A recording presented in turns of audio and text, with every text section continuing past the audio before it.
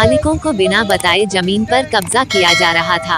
मैदान के बीच में सिंडिकेट का अस्थायी कार्यालय बनाया गया था। खबर मिलते ही जमीन मालिकों ने शनिवार को किया विरोध प्रदर्शन।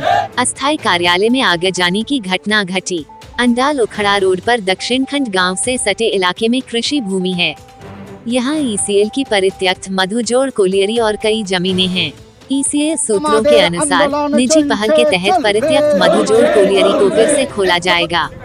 कुछ जमीन मालिकों का आरोप है कि कुछ दिन पहले जमीन के बीच में भू माफियाओं का अस्थायी कार्यालय बनाया गया था। माफिया ने ग्रामीणों व जमीन मालिकों को डराकर जमीन हड़पने के उद्देश्य से उक्त कार्यालय बनाया है।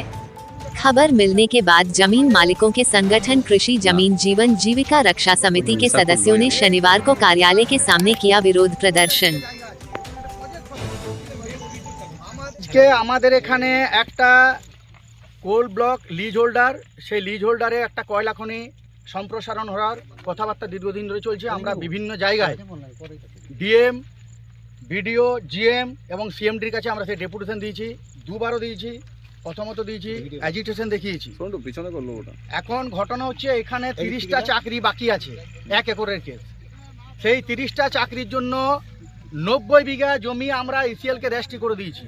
সেই 30 জনের মধ্যে সেই চাকরি এখনো পর্যন্ত ইসিএল দেয়নি, অর্থাৎ সেই ল্যান্ডটা তো ইসিএলকে আমরা দিয়ে দিয়েছি। দ্বিতীয়ত এগুলো হচ্ছে চাষের জমি। সেই চাষের জমিগুলোকে দখল করে আমাদের এই জায়গাগুলো কিনেছে। একটা জায়গায় কিনেছে, একটা জায়গায় কিনেনি। একটা জায়গায় কিনেছে বয়স কারো 60 বছর 65 বছর হয়ে গেছে। সেই সমস্ত বকেয়া না মেটালে আমরা এই জমিতে কোনো কিছু করতে দেবো না। কারণ এই জমিতে যে আপনারা দাঁড়িয়ে আছেন এর নিচে কয়লা আছে। এই জমি হচ্ছে ইসিএল এর লিজ হোল্ডার। আচ্ছা, এই জমিটা কারা মিসইউজ করছে এখন? সেই জমিগুলোকে কিছু কিনে এইখানে একটা অফিস তৈরি করেছে এবং অফিস তৈরি করার পর তারা চেষ্টা করছে।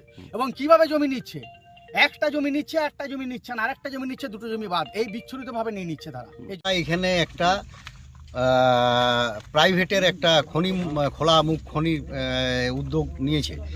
এখন সেটার জন্য আমাদের এখানে যে সমস্ত কিছু ইসিএল এর পারচেসিং ল্যান্ড আছে এবং কিছু আনপারচেসিং ল্যান্ড আছে।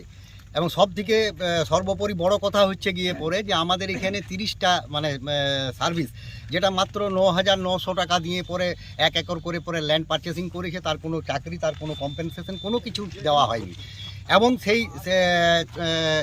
সেই ল্যান্ডের পেন্ডিং রেখে দিয়েছে। সেই পেন্ডিংদের সঙ্গে কোনো কথা না বলে আনপারচেসিং ল্যান্ড যেগুলো ইসিএল এর পারচেসিংয়ের গায়ে আছে সেই সমস্ত জমির মালিকদের সঙ্গেও কোনো কথা না বলে প্রাইভেটেশনের দিকে এটা আগাচ্ছে।